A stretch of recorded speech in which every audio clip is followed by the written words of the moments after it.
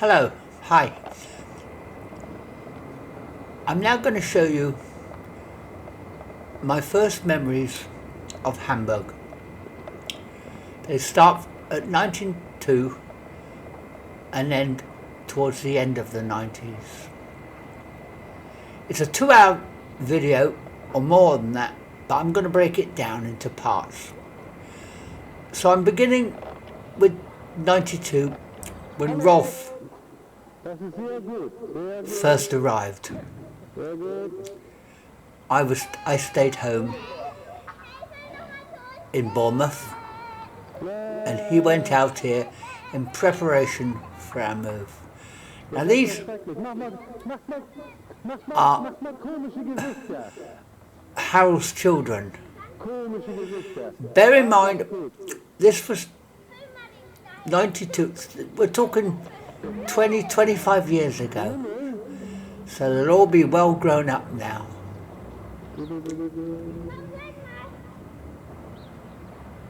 And a lot of people in the film I'm about to show in the parts. Some are now no longer living, including Rolf.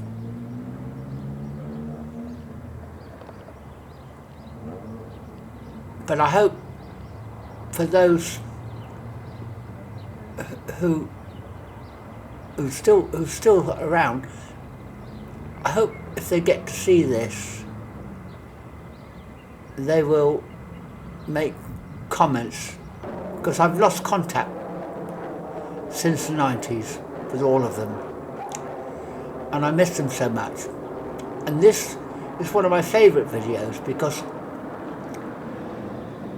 I enjoyed my stay. I was in Hamburg for 10 years. Anyway, let's get back to the video. And then that was Rolf in his Saab car. And here he is now with his children. That's Christoph.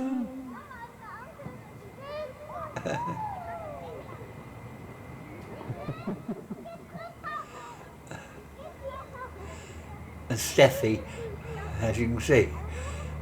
All very boisterous, climbing this tree. Look at them all. We used to do that as kids, climb trees. I don't think kids do that now, for some strange reason. And there's...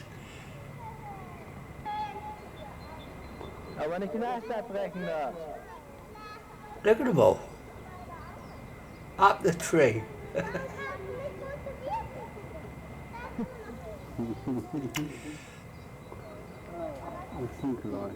And the young ones, even the toddlers, look at them up there. As I said, they're all grown up now. And this is, like I said, 92 when Rolf first went alone to meet his family, which he hadn't seen for a while. And there's Harold. He's just a kid himself, isn't he? I wonder how Harold's getting on now. If you're watching Harold, reply to this. See him there? He's a right rebel, that kid. I wonder what he's like today. See, this is just memories for me, like I said in the opening credits. And it was a good experience for me. I had 10 years in Hamburg and it was a good experience. And I met so many wonderful people. Met Rolf's family.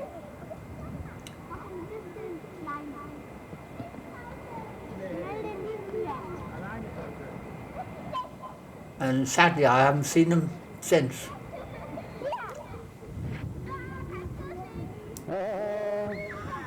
After putting this video together, collecting it, and remember these are all analog films from the old video camera I had in 92, and then I had to change them all over to digital to get it to where it is now, and it took a long time, but I'm pleased with the results. And I did at first think, should I I wanted to put up on YouTube, but I thought, should I make it just private, just for me to watch? But then after thinking about it and looking at it, I thought no. Because if these people are still around, all grown up now, like I said, 25 years ago, and I hope they get to see it, and I hope they enjoy the memories as much as I am. And if they do, please respond and let me know how you're doing, because I loved you all and I miss you. I mean, I was in my 50s back then. Look at that kid.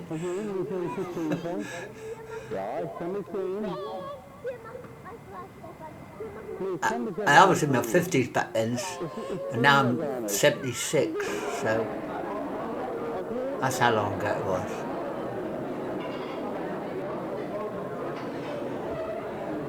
Anyway, that's Harold, Rolf's brother, and that's Dieter, his Rolf's twin brother.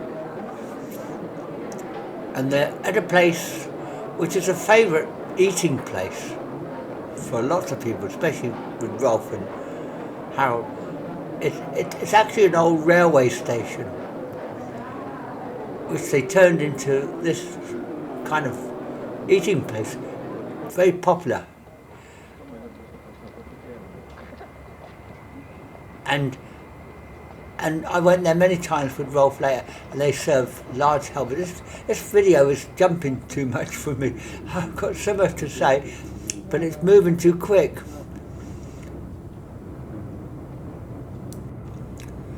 Now we're driving through, or Rolf's driving through the streets of Hamburg again.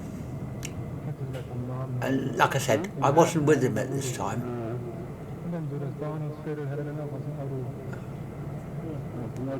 But that place I showed you, the eating place, they served treble helpings of food there. You could get a really big meal. The Germans love their food, but it used to sadden me because when they used to collect the plates, many of them were full. There was so much thrown away. It used to break my heart. But when I went there, I always tried to get smaller portions.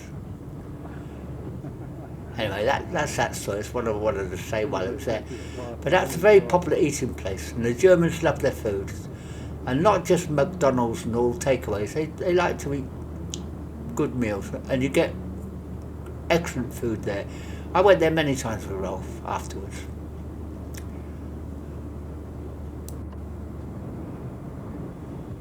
Anyway, as we continue driving through the streets of Hamburg.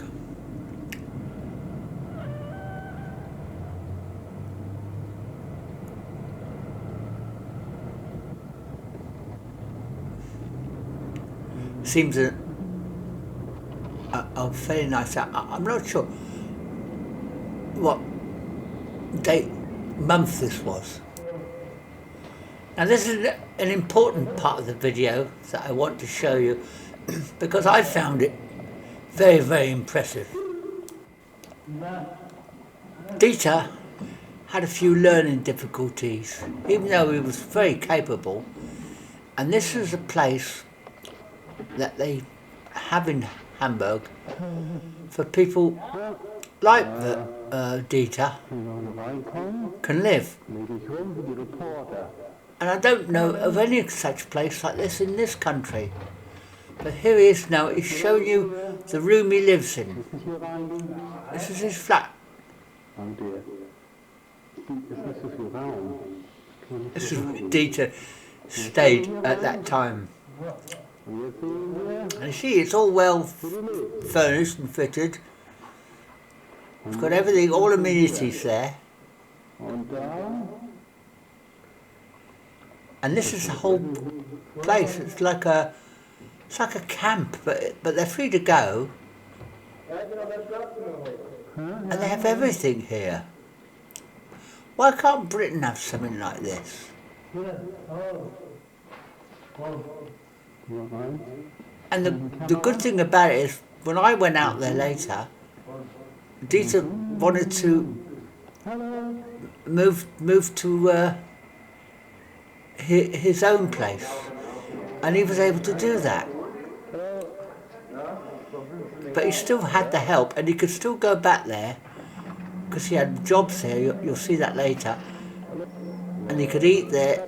He could come and go. So it was. This is the dining room.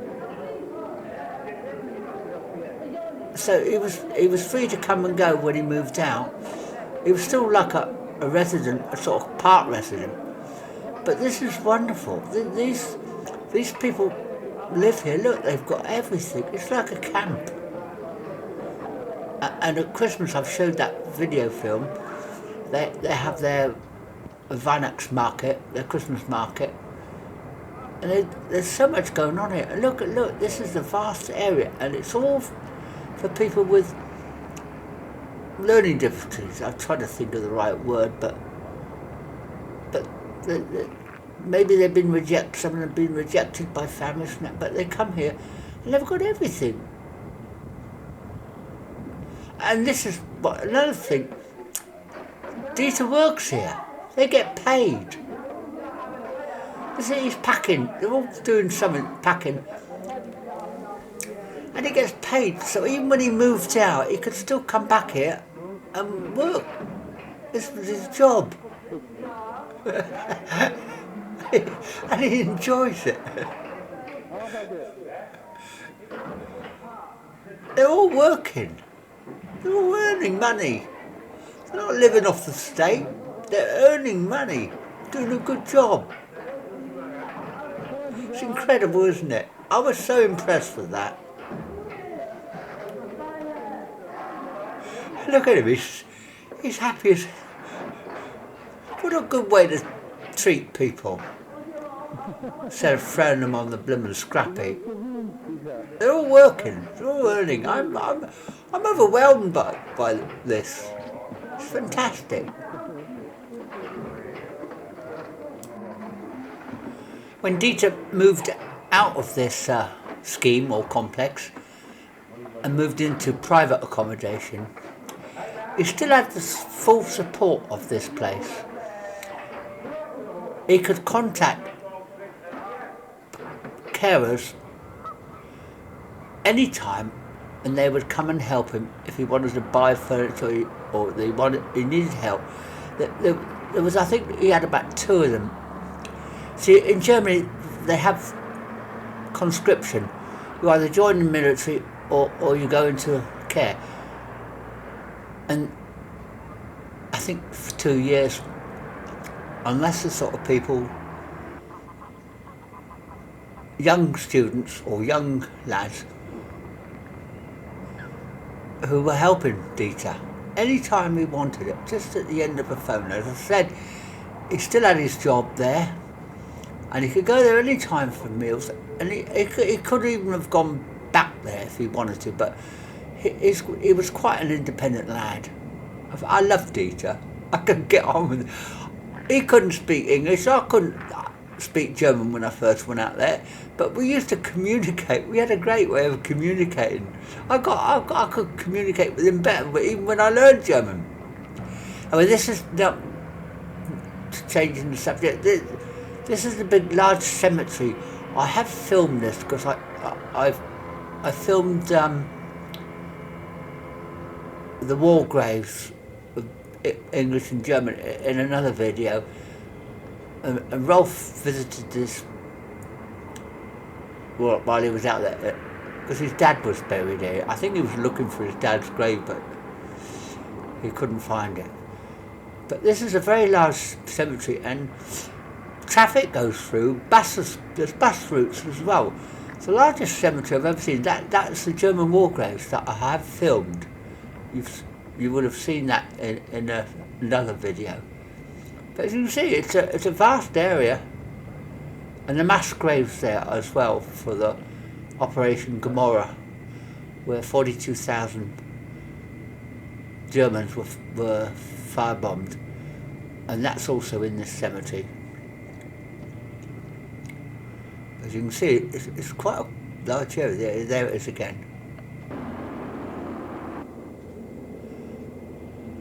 That's where the Germans are about, all in 1944, probably back from Russia. Died from their wounds, probably.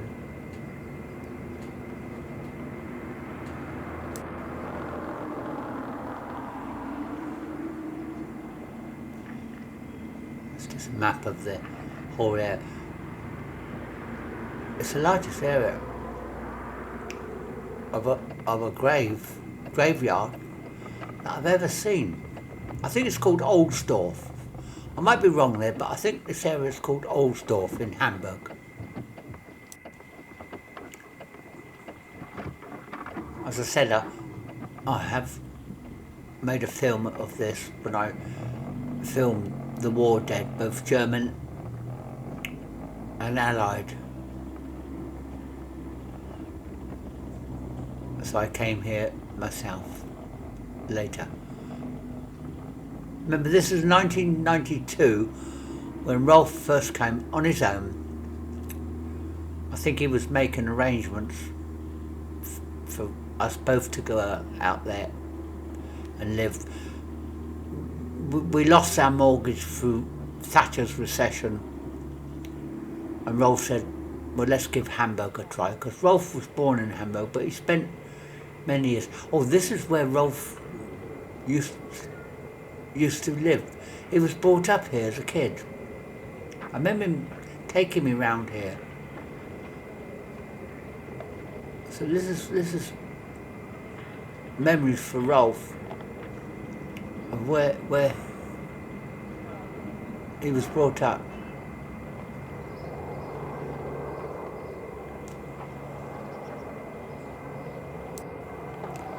As I said, Rolf is no longer with us anymore. He died in England in 2009, and I miss him.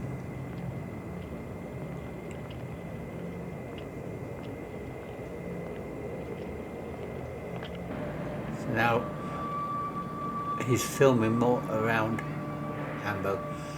And, oh yeah, this is Maren's and Werner's place, and that's Toffel, their dog.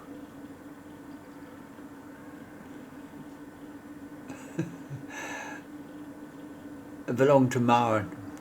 Now Maren was Rolf's cousin, and Werner was her husband. Two of the most loveliest people I've ever got to know. Oh, that's Molly. That belongs to Maren's mother, Tante Carla, and she just lived over the road to this place. This is a housing estate. Funny enough, it was supposed to be built on the idea of England. Oh my God, we're jumping again.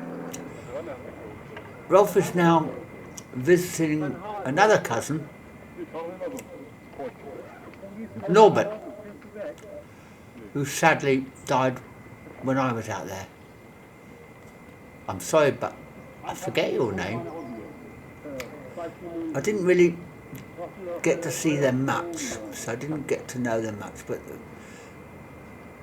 there was a time we went there at Christmas time. But yeah, that's the mother. I said I didn't really get to know her much, or any of them much.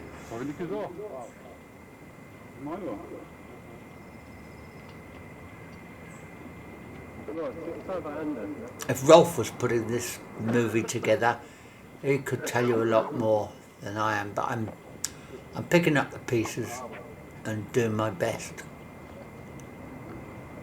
But that was their house. I was impressed with the houses. As you know, I like architecture. But what I liked about the houses in Germany is that they made good use of the attic. You can see on the right there. They used the attic, and they also had basements. Another thing we don't do in this country, we don't build houses with basements. And if you want an attic, you have to spend money and do it yourself. But most houses and buildings even large flats, had attics for storage, basements for storage. They make good use of their building. Why do we go to America to learn when they make houses out of wood? We should be looking more to places abroad in Europe, especially Germany. They're more organised and always have been.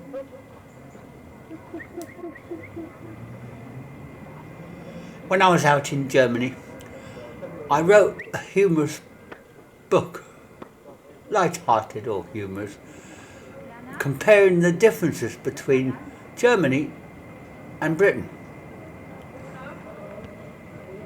And although I did, it was funny. I might have been taking a mick, I don't know, but I was just using my crazy sense of humour. I didn't publish it, but I have put it all up on my writer's website.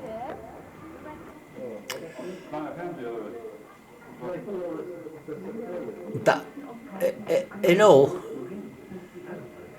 I found Germany did come out best with many things. Anyway, let's Tuffle again, and now we're back in Maren's house. TV always seems to be on, even when I was out there. Hardly put my TV on, but TV seems to be on from morning all blooming day. I couldn't watch TV out there because it was all in German. Later, when I lived there, I got Sky. I managed to wangle it to have Sky TV. Although I did learn a lot of German, but not fluent. Yeah, I never met this guy, but this was one of Rolf's old friend. And I like the way he bows. I wonder if he's lived in some oriental country for some time, but he likes to bow. Now this park is also interesting because if you look at some of the Hamburg bombing films, you'll see that a lot of the people vacated to a large area park. And this is the actual park. The planetarium is here, where we went in there once, where you could see lovely images of the sky. You look up, sit in the chair, but you're looking up. It's all in the roof. But this is the big park that a lot of the Germans evacuated to during the firebombing, and you can see it's such a vast area, and it must have been like a safe area that they kind of camped there, a bit like the Palestinians today, finding somewhere where they can all camp. And this was at that time in '43 where they all came. Here he goes. He does his bow again. Sayonara.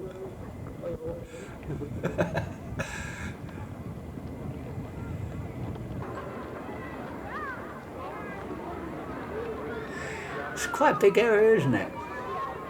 It's quite impressive. Look at all the bikes there.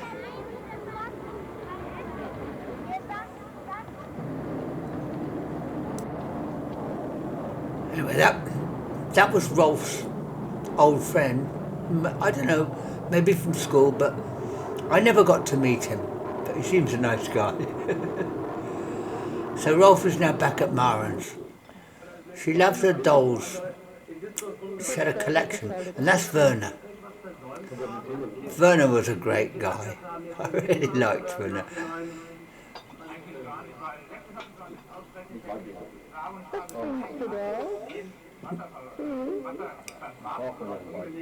Notice how the walls, they're all wooden slats, they were like that all the way through.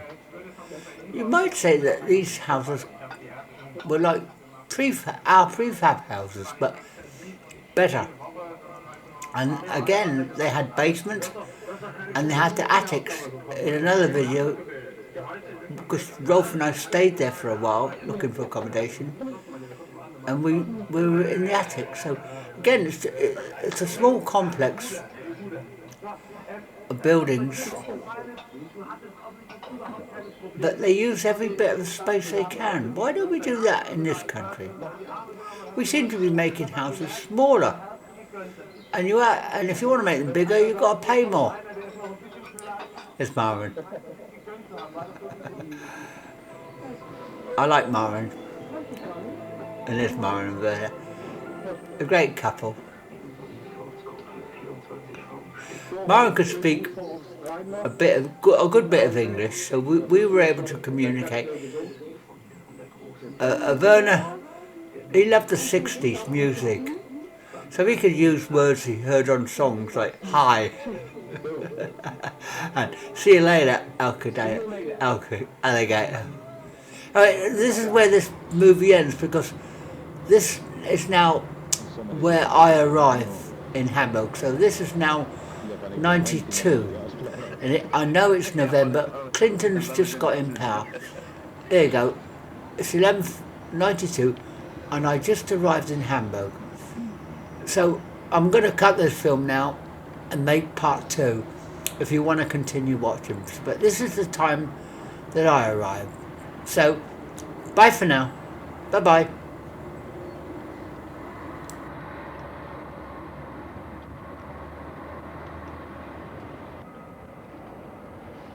Big Mama, die wählen das bestimmt schon. Nee, das wissen wir.